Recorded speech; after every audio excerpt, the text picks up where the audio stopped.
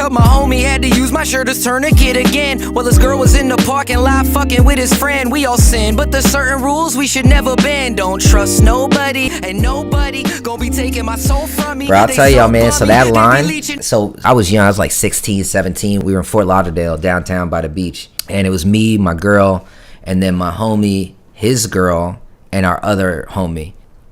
Me and my girl walking, we got into like a little argument, and she kind of walked a little ahead of me. And there was this group of dudes, and they kind of came, you know, some dumb young shit. But basically, they started hollering at her. And she was like, nah, I'm good, I'm with him.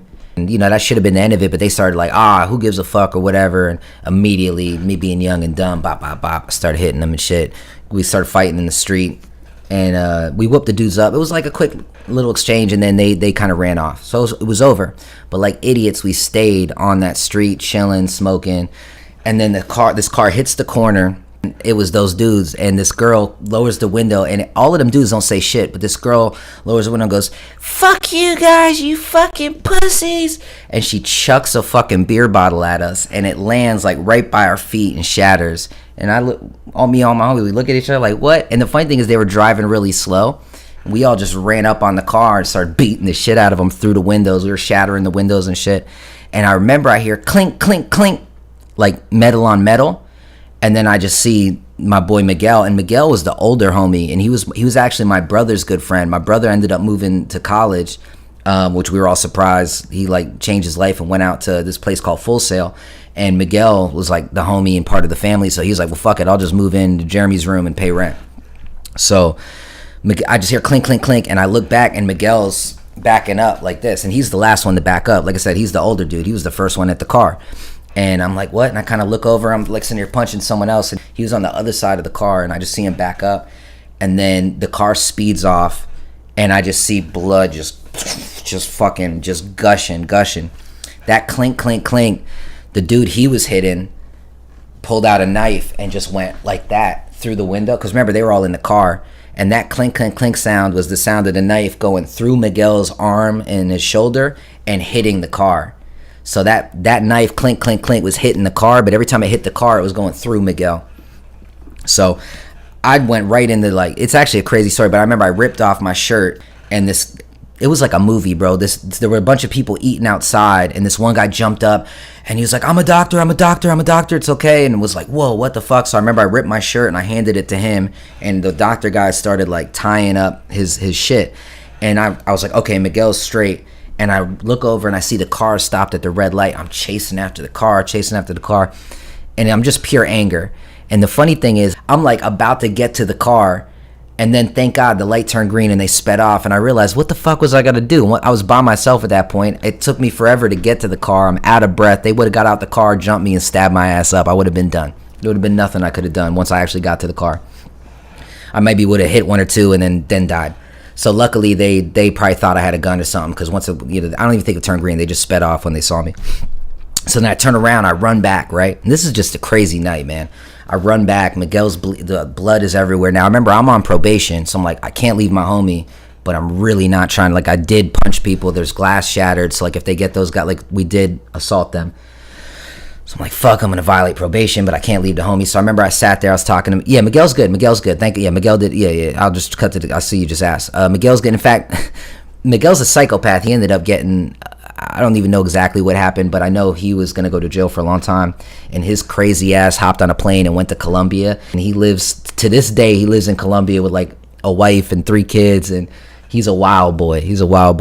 But, yeah, man. So Miguel's sitting there bleeding out on the street.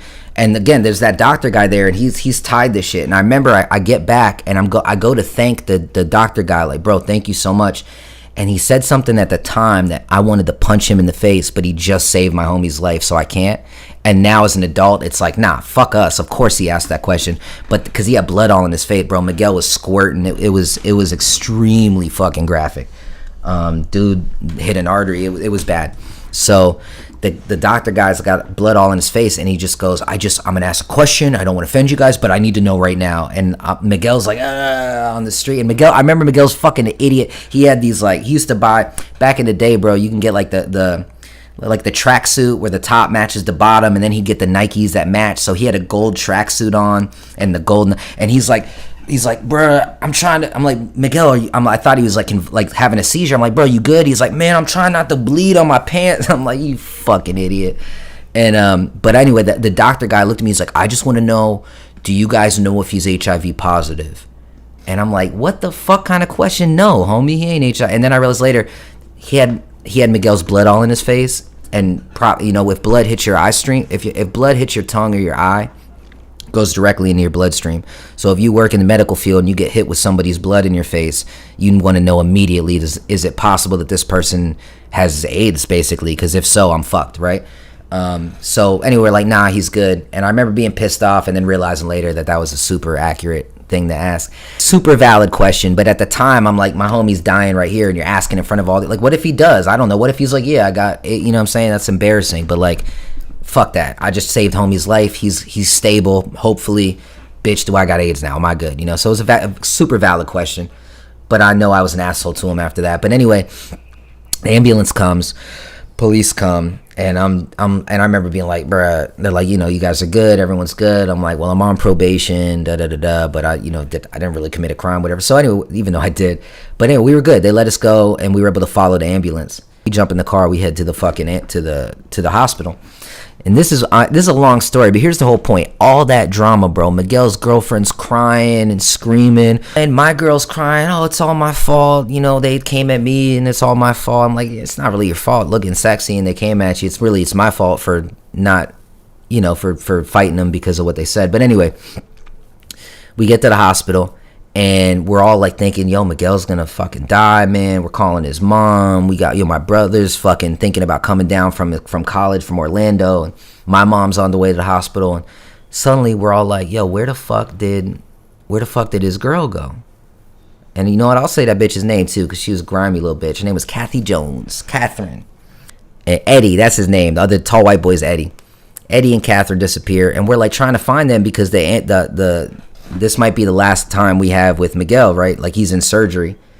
And I go outside, I'm looking for him. And this bitch is sucking Eddie's dick in the fucking car, bro. Real fucking shit. I started bombing on Eddie through the window. Bop, bop, bop, bop, bop, bop.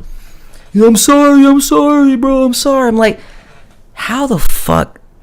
This dude, all the emotions we've all just went through, praying this dude's not gonna die, and his girlfriend is sucking this dude off in the whip. Crazy.